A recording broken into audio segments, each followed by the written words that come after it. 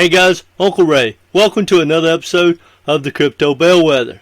On this channel we cut through the hype and the noise, and I give you the non-biased information you can use to hopefully capitalize on this bull run. I do my research for me and I share with my community. And guys, if you do the deep dives like I do and you're here for the money, all roads lead to gaming. Now, I believe that in this bull run, gaming and AI is where the money's going to be made, the big money. Now, there are an immense amount of great blue chip projects. If you watch my channel, you'll know, for instance, HBAR is one of my favorite projects. But, you know, HBAR is probably going to give people a 10x, 15x, maybe even somehow, some way, a 25x. However, I think that's the minimum bar for gaming projects. Gaming is 25x, 50x, and way above. And in this video, we're going to talk about one of those projects that I think 25x is probably the downside, like the minimum this thing can do. Now we're going to compare Games for a Living to Axie Infinity. Now we're not going to talk much about Axie, and I think it's a great project. And if you're looking for an OG or a blue chip of gaming, that might be something you want to stack. But for me, I don't believe that there's any more risk in owning Games for a Living than Axie Infinity. And I believe the upside is way more. Now, we're going to dive into that, and if you own Games for a Living, you're going to love this video. If you're thinking about stacking Games GFAL, you're going to love this video. But anyway, guys, hit that like button. Let's dive into it.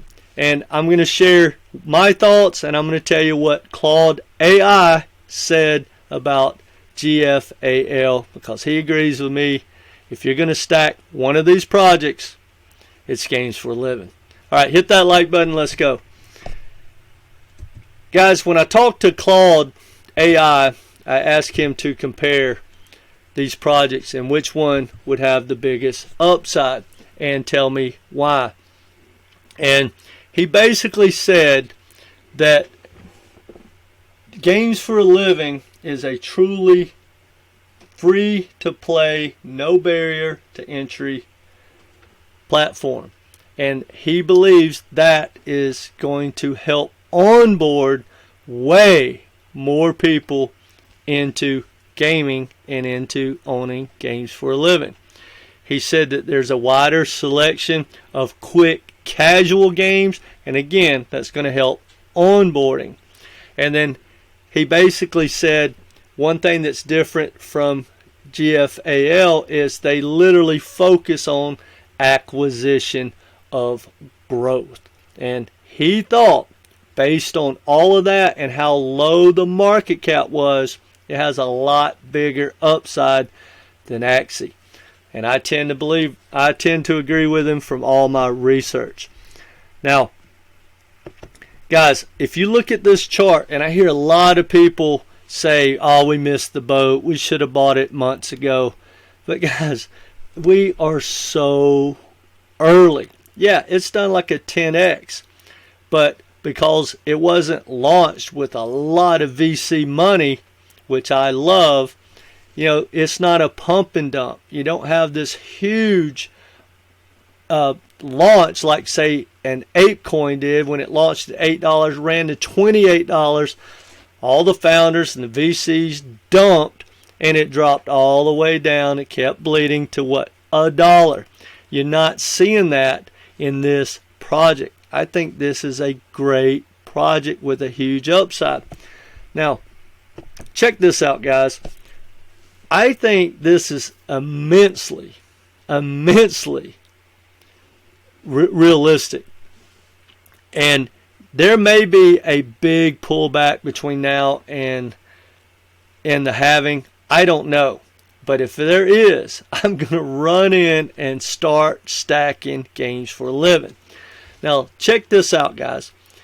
If you compare where Games for a Living is now, and you say, well, in the bull run, when everything is crazy, and this thing gets a Games for a Living army, or whatever you want to call it, you're saying that it should at least get to where the beat down Axie Infinity is right now in the bear market. If that happens, you're looking at a 12x. So to me, guys, that is the absolute minimum that I would expect for Games for a Living. And I don't even think it's even close to that. I think the minimum's more like, 20, 25x. I really do. But check this out. If Games for a Living can get to where Axie went in the last bull run, which I know the thing pumped and it didn't have but a percent of the competition. But guys, if Games for a Living can go to where Axie did, not to where Axie's going to go and compete with it toe to toe, you're looking at 141x. Now that is ambitious because Axie is the OG. However, let's just say you get half that, guys. That's 75x, right? 75x. You get a quarter of that. What do you got? 40x.